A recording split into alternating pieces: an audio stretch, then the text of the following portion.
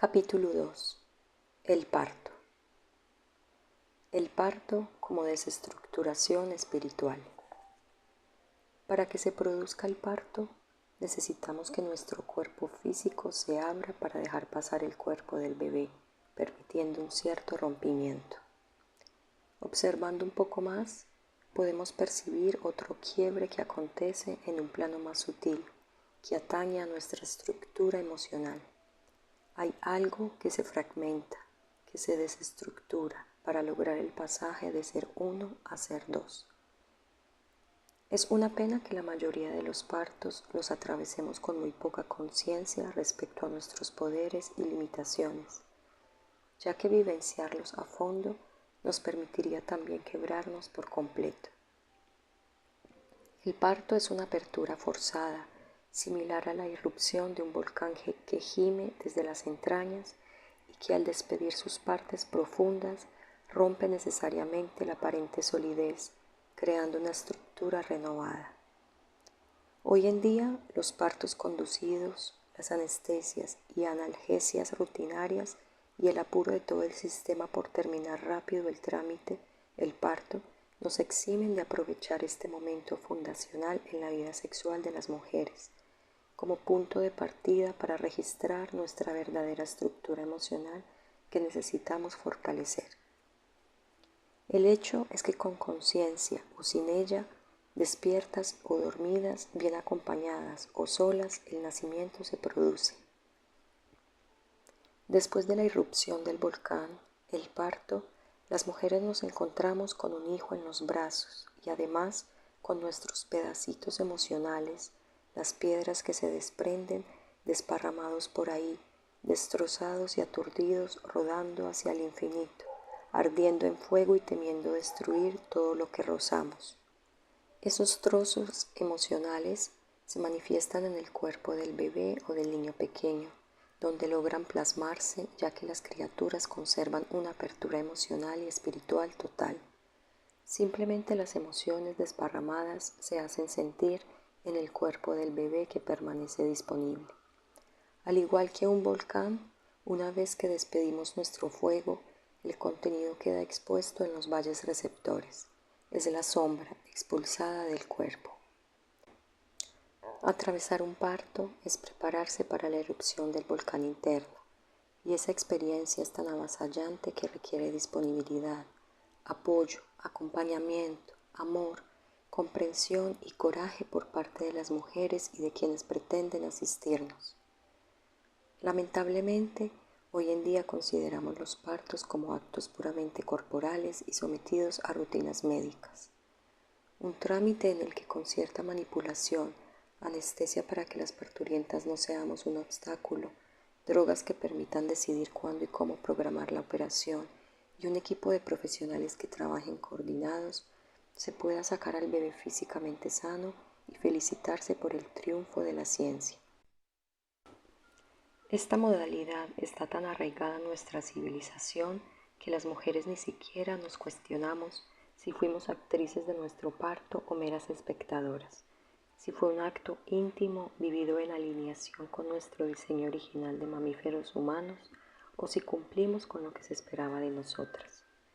En la medida en que atravesemos los partos, hechos fundamentales en la vida sexual de las mujeres, sin conciencia, anestesiadas, dormidas, infantilizadas o asustadas, nos quedaremos sin recursos emocionales para rearmar nuestros pedacitos en llamas y sin aprovechar este acontecimiento como un verdadero pasaje del alma. Institucionalización del parto. El inicio del vínculo mamá-bebé quedará muy condicionado por la vivencia del parto y por cómo hayan ocurrido los primeros encuentros entre nosotras y nuestro hijo. Por lo general, no resultan tan ideales como describen las revistas y libros especializados. Por eso me parecen pertinentes algunas consideraciones sobre la institucionalización y consiguiente deshumanización de este momento fundacional que ha perdido su connotación de hecho íntimo, sexual, amoroso, personal, único y mágico. El parto debería ser revelador, en el sentido de que las mujeres deberíamos parir del modo más cercano a nuestra esencia. Somos pocas las mujeres que logramos manifestarnos en el parto que acabamos de atravesar. Los partos no son buenos ni malos, pero la libertad para franquearla es fundamental para la posterior comprensión de nuestras dificultades en el inicio del vínculo con el niño. No es posible referirnos a los partos sin una mirada honesta sobre lo que sucede en el 99% de los casos, al menos en Occidente. Los trabajos de parto transcurren en instituciones médicas, clínicas u hospitales donde nadie supone que valga la pena tener en cuenta el universo emocional de las parturientes. Los partos como los vivimos hoy en día están atravesados por mecánicas rutinarias y en este sentido el personal asistente tiene un único objetivo, que es sacar a un bebé relativamente sano, no importa cómo ni con qué costos emocionales, que se mantienen invisibles. Es verdad que ciertas maniobras o intervenciones fueron creadas para situaciones específicas, sin embargo son utilizadas indiscriminadamente sin evaluar cuándo, para qué y en función de qué resultados serían pertinentes. La banalización y generalización de estas prácticas han aumentado drásticamente en detrimento del proceso, el cuerpo y el periplo íntimo de cada mujer. El sometimiento en la atención del parto occidental. Rutinas. Durante el trabajo de parto en las instituciones médicas, las mujeres recibimos una atención similar. Esto significa que los partos tienden a ser parecidos en cuanto a duración, progreso, dolor y resultados. Casi todas las decisiones se toman en función de terminar lo más rápido posible. Rápido se convirtió en mejor. Cuando las mujeres atravesamos un parto en poco tiempo se considera un buen parto. Cuando dura 24 horas o más, creemos que fue un fracaso. Obviamente, esta creencia está basada en la nada misma. También prevalece la intención de esquivar el dolor, pero resulta que dolor es diferente de sufrimiento. Sufrimos cuando las mujeres estamos desprotegidas, desamparadas, maltratadas, humilladas o amenazadas. Cuando estamos obligadas a permanecer en posición dorsal, acostadas boca arriba, con suero intravenoso hecho que no nos permite levantarnos de la camilla ni movernos, escuchando amplificados los latidos del bebé y tratando de adivinar qué significa la cara del obstetra o la partera después de cada tacto vaginal. Cuando nos dan un ultimátum, si en media hora no terminas la dilatación vamos a cesárea, cuando no nos permiten quejarnos, gritar o llorar, cuando lo único que ansiamos es terminar con la pesadilla, cuando no se nos ocurrió pedir la compañía de un ser querido, cuando no vislumbramos lo que estamos necesitando porque no lo hemos previsto y nadie nos lo preguntó, cuando nos sentimos pequeñas sin identidad, sin historia, sin vitalidad, cuando somos nombradas como la gordita de la habitación 8 o la bolsa rota que ingresó a medianoche. Eso es todo lo que somos, atadas de pies y manos, acalambradas en la camilla obstétrica, con los genitales al descubierto mientras cambia el turno de enfermeras y el tiempo corre a favor de los demás. El parto, tal como está establecido en los establecimientos médicos, se ha convertido en una sucesión de actos rutinarios, a saber, internamiento precoz. Las mujeres llegamos con contracciones a la institución médica. Nos practicarán un tacto vaginal en el que difícilmente nos miren más allá de nuestros genitales. Decidirán el ingreso si se considera que estamos en fecha de parto, a partir de la semana 38 del embarazo, incluso teniendo nula o muy poca dilatación del cuello del útero. A veces las mujeres hemos iniciado tímidamente un trabajo de preparto, que puede detenerse para recomenzar varios días más tarde.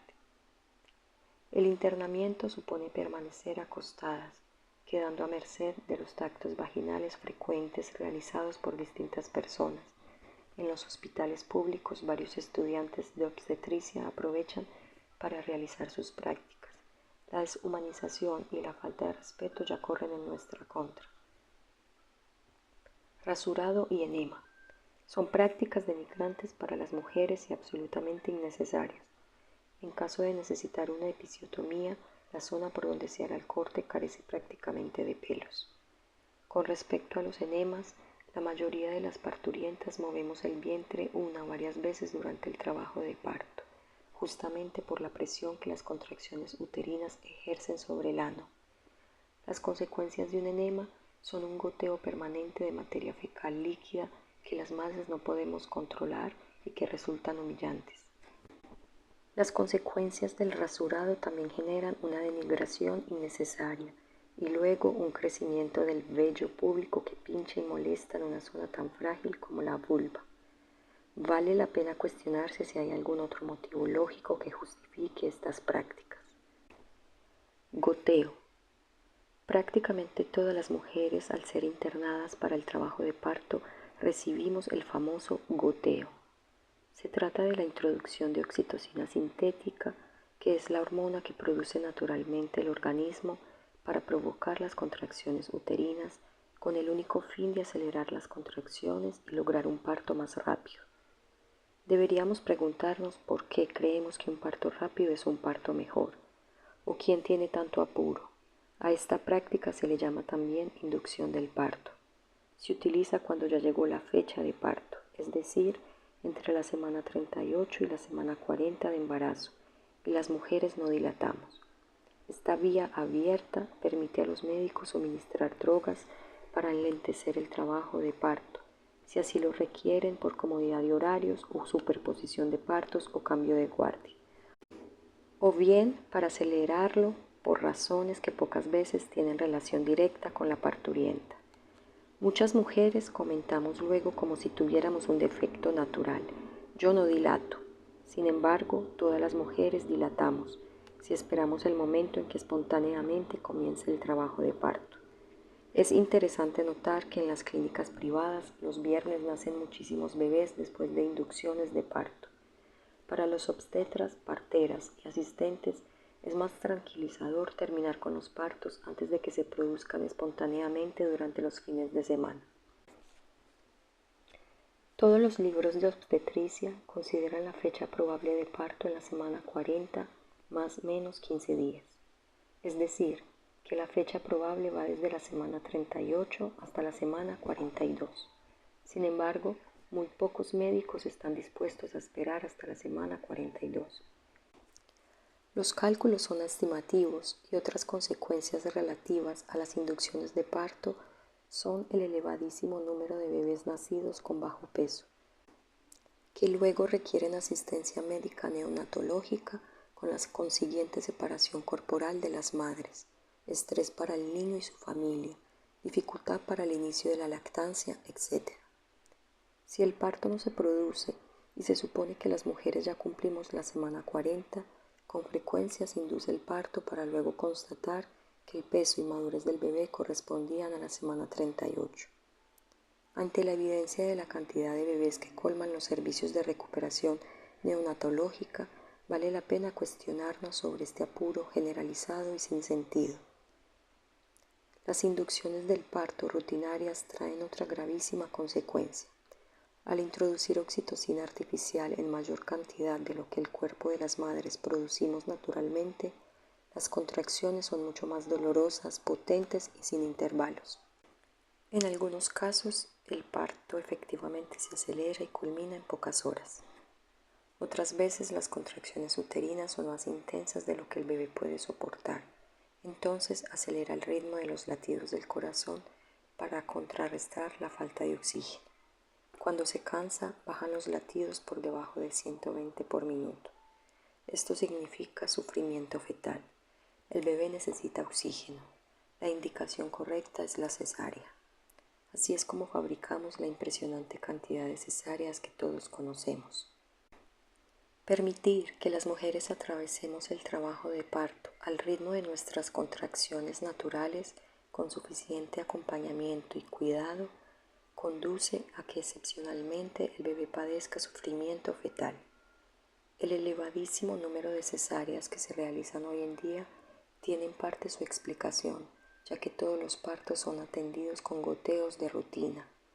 De rutina significa que no se evalúa previamente cada situación, Se coloca por orden de la institución a todas las mujeres que ingresamos, con o sin contracciones.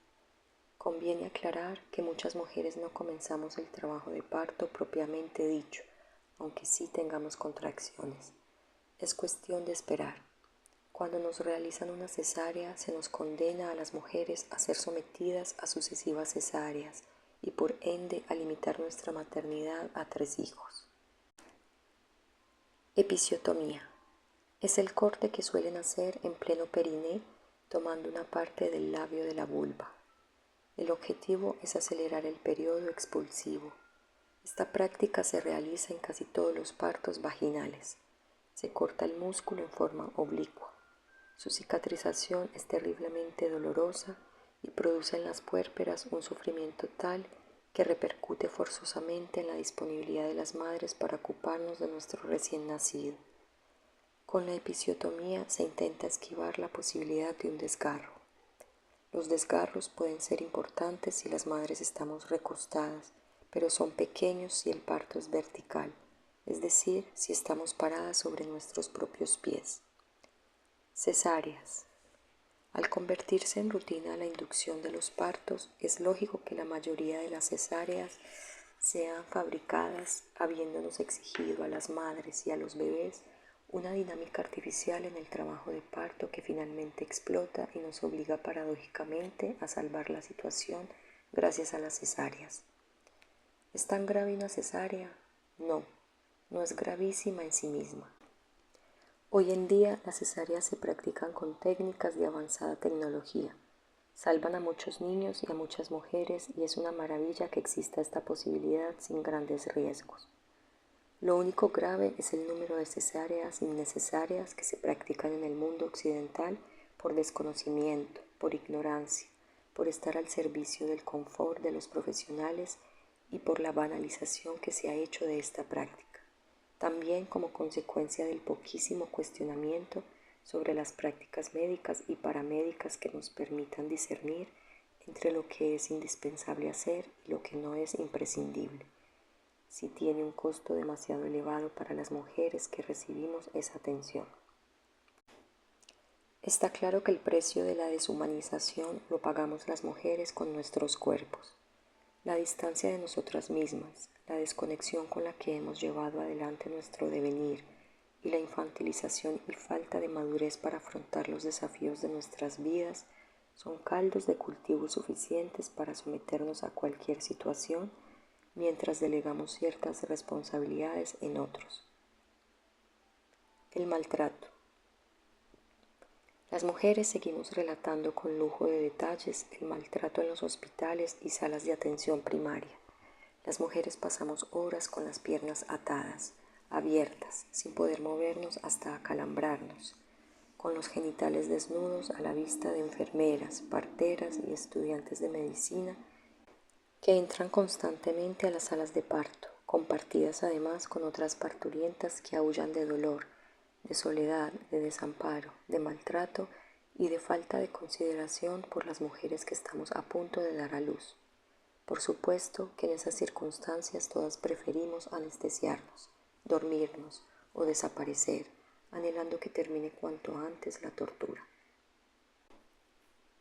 Anestesia peridural. Las mujeres creemos en medio de la soledad, el desamparo y el miedo que el dolor de parto será intolerable. Cuando además es inducido con oxitocina sintética, efectivamente las contracciones son demasiado dolorosas.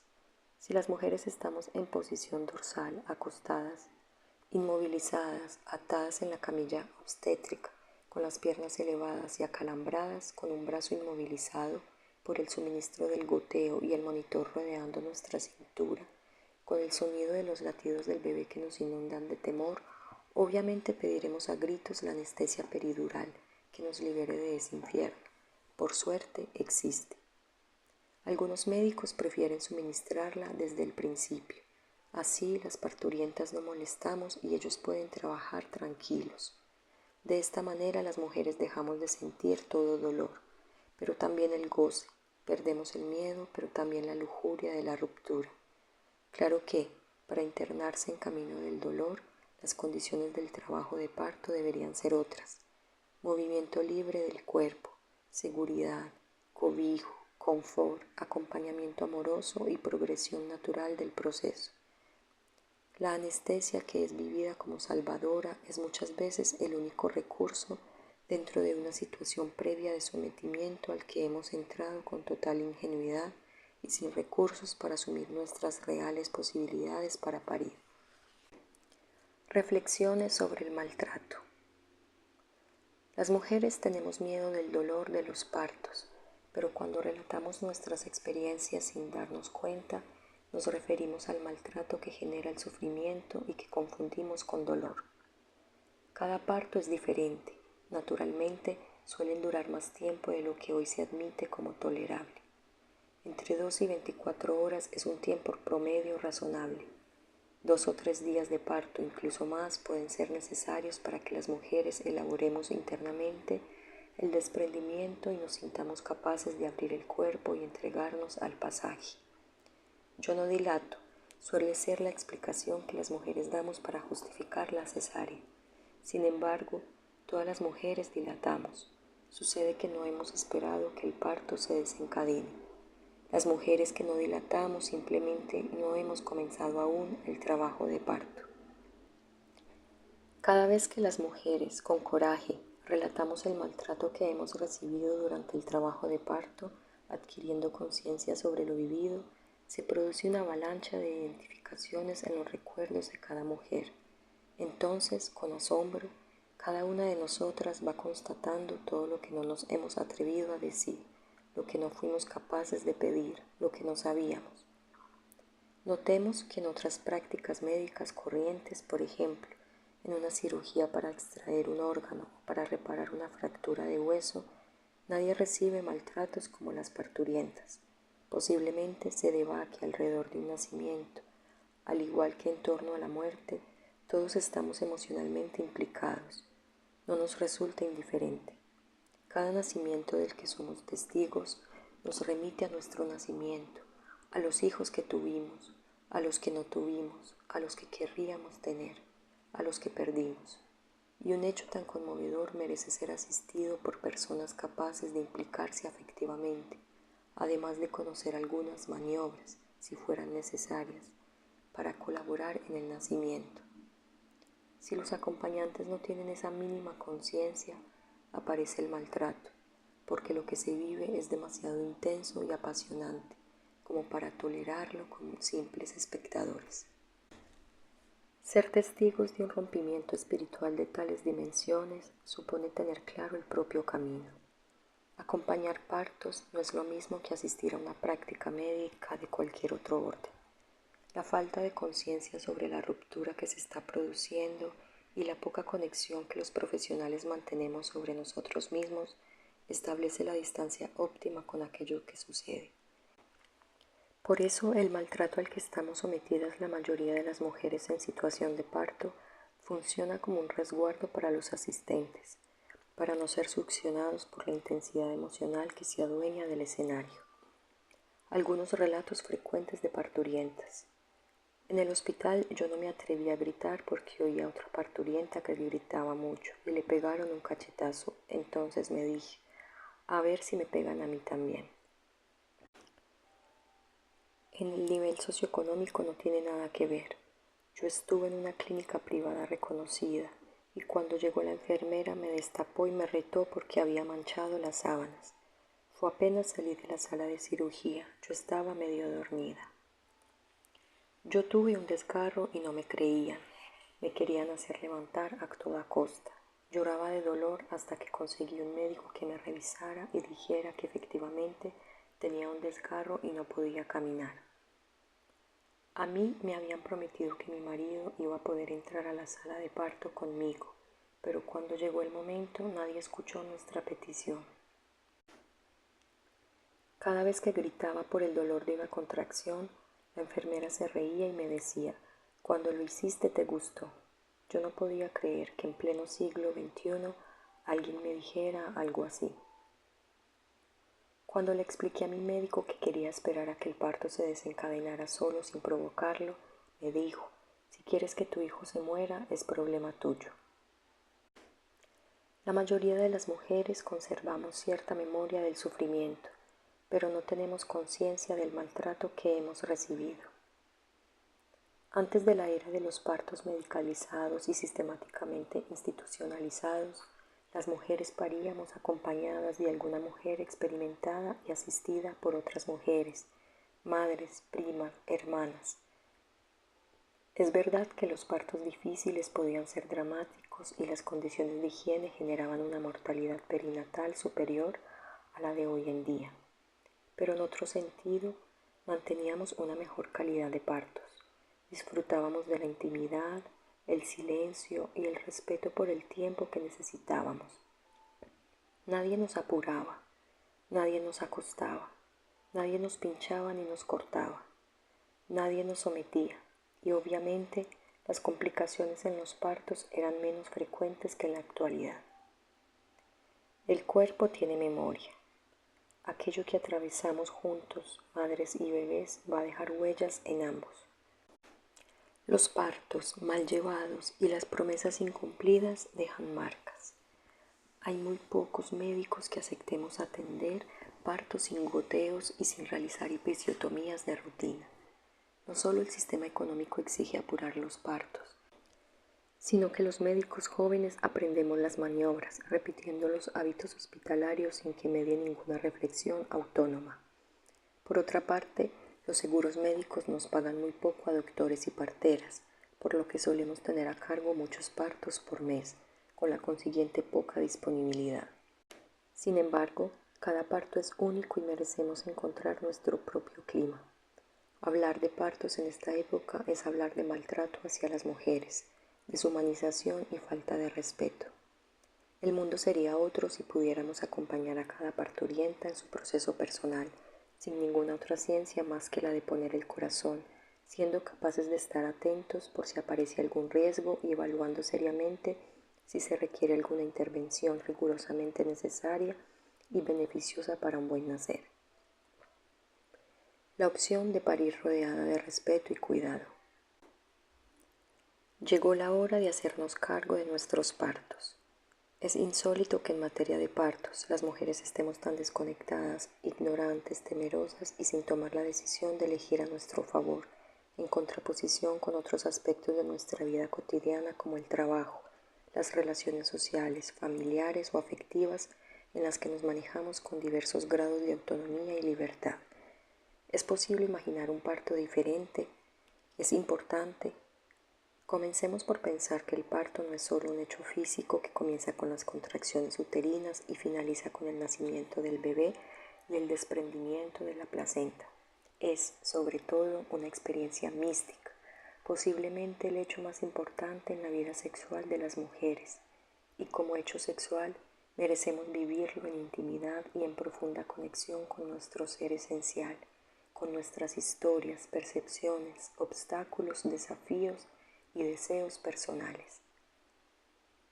Intimidad significa estar conectadas con nuestro ser profundo, sin valoraciones externas de bueno o malo, en sintonía con nuestra vida sexual, con la que intentamos desarrollar nuestras capacidades esenciales, acomodando nuestra idiosincrasia, manera de ser, impulsos y vitalidad. Así deberían ser los partos, diferentes y únicos. El dolor, tan desprestigiado en los tiempos modernos, es imprescindible para el recogimiento, para conectarnos con ciertos rincones ocultos de nuestro ser, para bucear en nuestro interior y abandonar el tiempo y espacios reales, para ingresar en un nivel de conciencia intermedio, por fuera de la realidad. El dolor nos permite desligarnos del área racional, perder el control, olvidarnos de las formas de lo correcto. El dolor es nuestro amigo, nos lleva de la mano hacia el mundo sutil, allí donde el bebé navega y conecta con nosotras.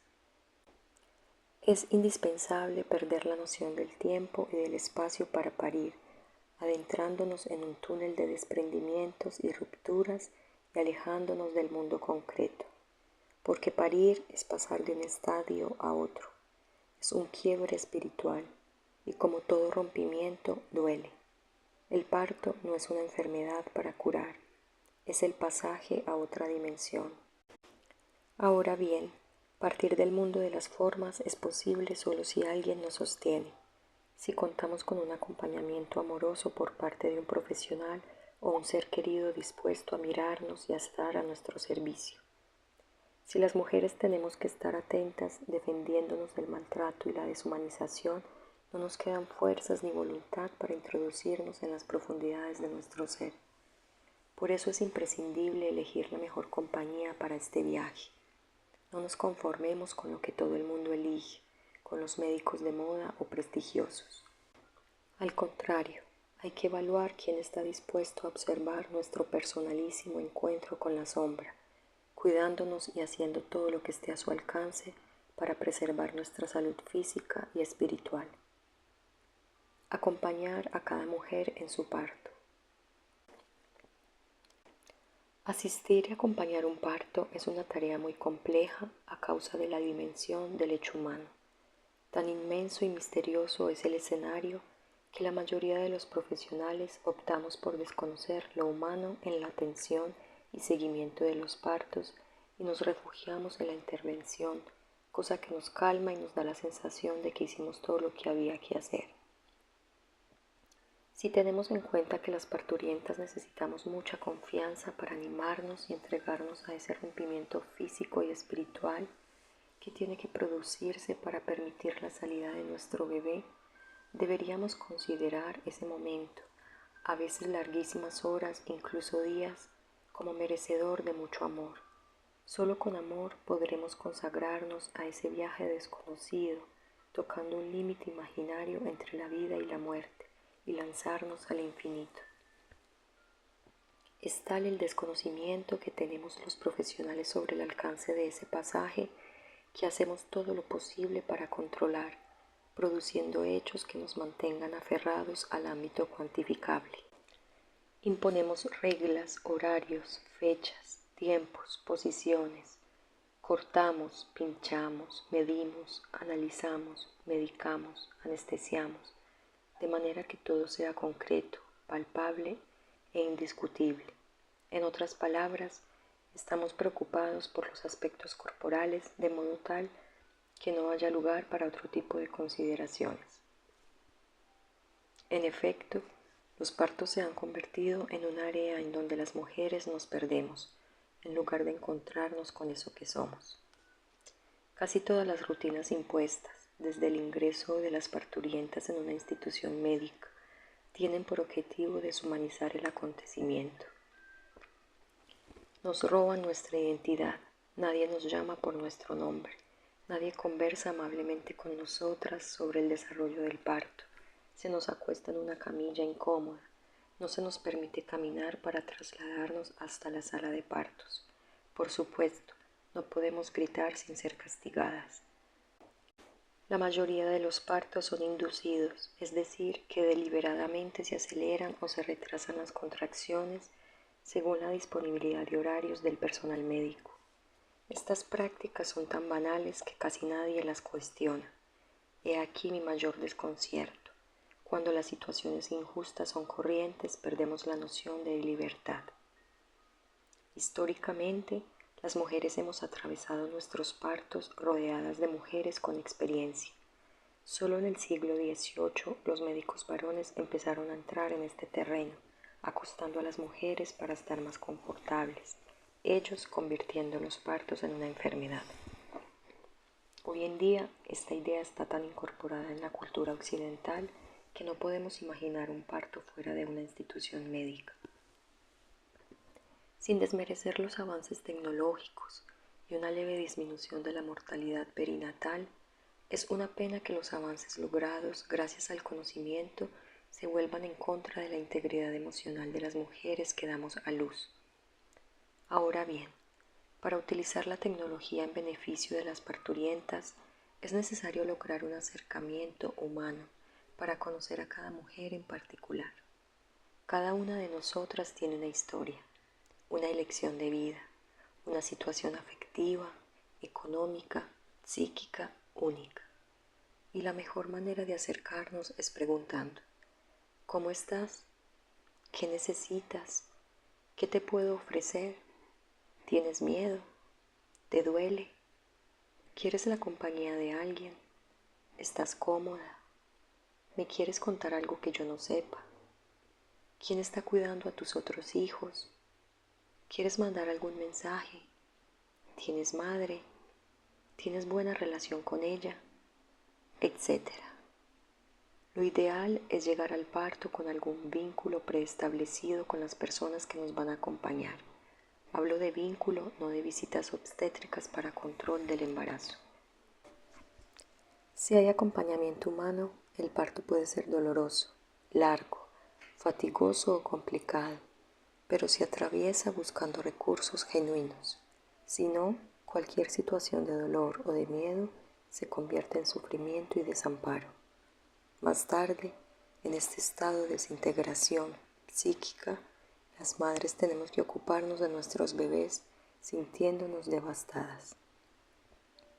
Comprendo que no tenemos muchas ganas de pensar, justo en un momento que todos queremos considerar como muy feliz, los niveles de violencia y de sometimiento que se ponen en marcha en las salas de parto, incluso por parte de las enfermeras, parteras y personal de limpieza. Tal vez sea el lugar sutil en el que la sociedad entera permite ejercer el control, el maltrato y el odio sobre el poder infinito de las mujeres que parimos. Vale la pena pensar y buscar modos más felices para vivir todos los aspectos de nuestra vida. Esto nos concierne a las mujeres y somos las mujeres las que podemos generar modelos alternativos. ¿Existe un lugar tan ideal para parir? En los países más desarrollados, las mujeres estamos generando modelos autónomos y libres para parir. En Francia ha sido muy reconocido el trabajo realizado desde los años 60 por el Dr. Michel Audin en el hospital de Pithiviers en el Loiret, al sudoeste de París. Desde los años 80, Michel Audin se ha dedicado a recorrer el mundo para compartir sus investigaciones respecto a los partos respetados, los partos intervenidos y sus consecuencias. Recomiendo todos sus libros. En Reino Unido, Alemania y Holanda, cada vez más mujeres eligen parir en sus casas, acompañadas de parteras o en casas de nacimiento que se asemejan menos a un hospital y más a un hogar, logrando disminuir considerablemente el número de cesáreas y de intervenciones innecesarias. En España crece el fenómeno de parir en casa. En los Estados Unidos, la mitad de las mujeres paren en casas de nacimiento acompañadas por parteras. Generalmente, estas casas de nacimiento están asociadas a un hospital cercano, a donde se deriva a la parturienta en caso de que una intervención sea necesaria. La iatrogenia y el número de intervenciones son muy bajos, y este tipo de asistencia es muy económica. En Argentina, hay algunos pocos profesionales que trabajan en este sentido. Depende de la madurez de cada mujer y de la introspección que cada una esté dispuesta a atravesar para encontrar a un profesional idóneo y dispuesto. No existen aún casas de nacimiento, pero sí la posibilidad de tener un parto humanizado, respetado, confiado y en el que también importe la calidad de la vivencia en términos de conexión emocional, alejamiento del mundo racional, tiempo ilimitado mientras la salud de la madre y la del niño no corran riesgos, ayuda espiritual y posibilidad de desmoronarse y romperse sin temor. Porque no es el mundo de las formas el que hay que cuidar, sino el espacio de lo sutil. Parto y sexualidad. El parto puede ser una experiencia mística de gran aprendizaje. En realidad, es la prueba sexual más importante en la vida de las mujeres. Me permito comparar el parto con la relación sexual.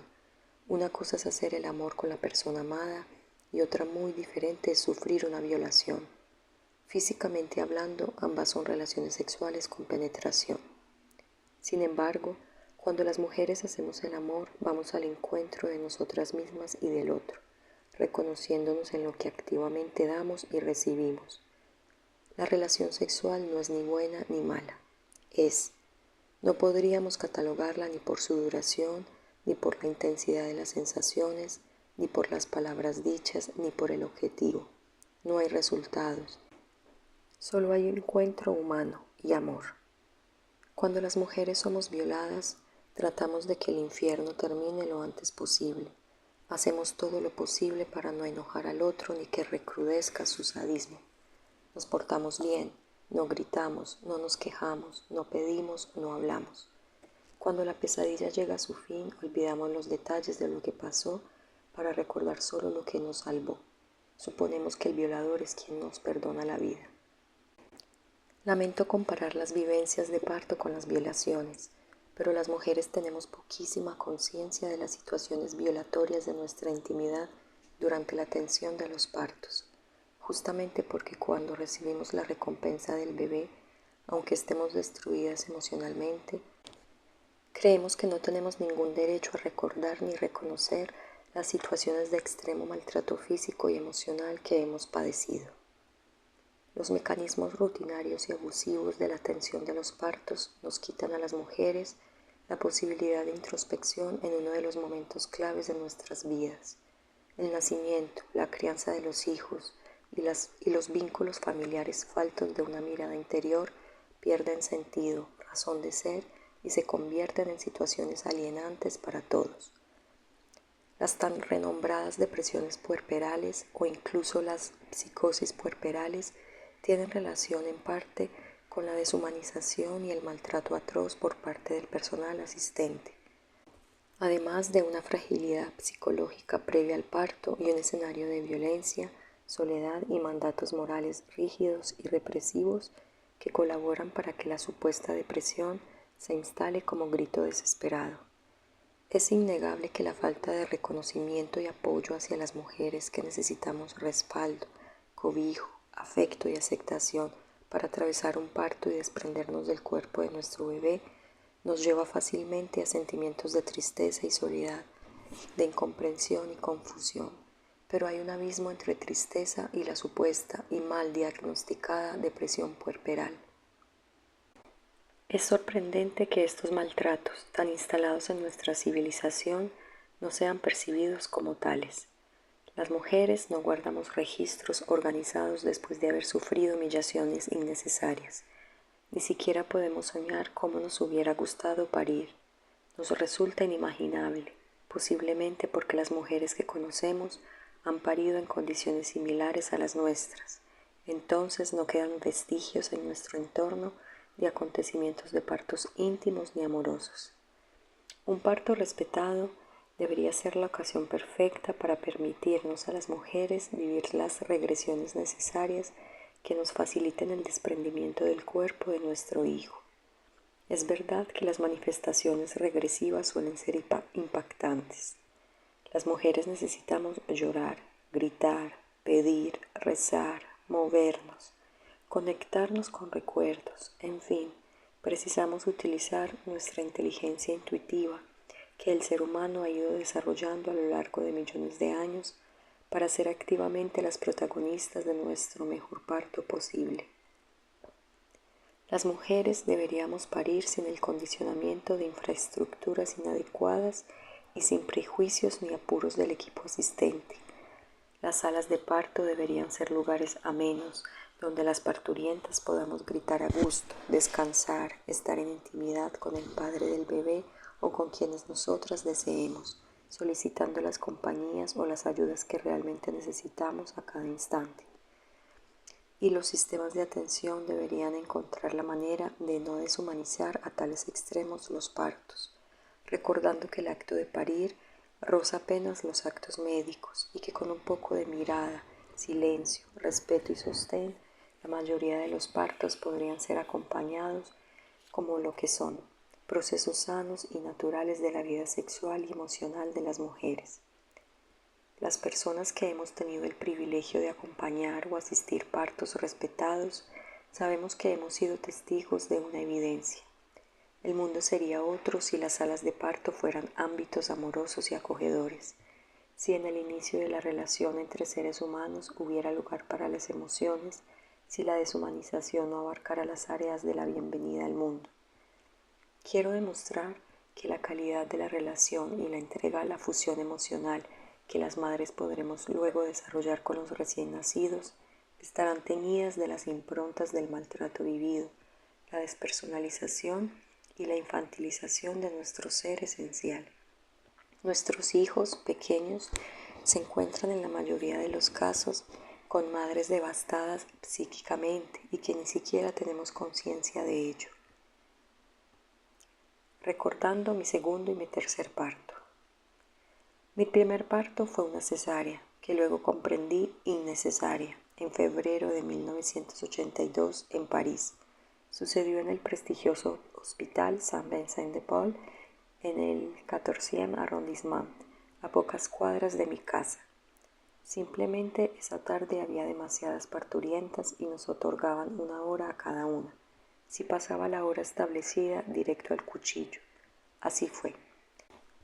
Embarazada por segunda vez, fui a visitar al doctor Michel Audin al hospital de Pithiviers, quien, después de escucharme atentamente, me dijo que cada parto era diferente y que en principio no había motivos para practicarme una segunda cesárea. Tenía fecha para el 3 de marzo de 1985, pero pasaban los días y el parto no se desencadenaba. Me hacían controles diarios por el monitor y también miraban el color del líquido amniótico. Todo estaba en orden. Llegó el 26 de marzo, 3 semanas pasadas de la fecha de parto, pero el bebé parecía muy feliz dentro del útero y nada indicaba una complicación. Finalmente aparecieron las contracciones. Llegué tan feliz y triunfante al hospital de Pithiviers que la partera al verme me dijo: «Falta mucho, estás muy sonriente todavía».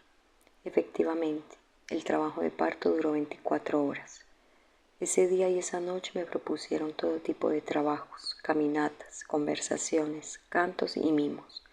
Mi trabajo de parto se prolongaba. En un momento, en medio de la noche, llegó una parturienta al hospital que estaba desencadenando un parto muy rápido. La partera me tomó del brazo y me llevó corriendo a la sala de parto salvaje, como la llamaban allí, porque se parecía más a un dormitorio de un matrimonio joven de los años 70 que a una sala de parto convencional. Colchón en el suelo, almohadones, paredes de madera, póster y un tocadiscos. Fue antes de la era del compact disc y mucho antes de internet. Esa mujer de cabellos largos y negros estaba de pie, descalza, sostenida desde la espalda por otra partera, pujando. Yo estaba allí al lado suyo, a medio metro de distancia. Vi nacer al bebé.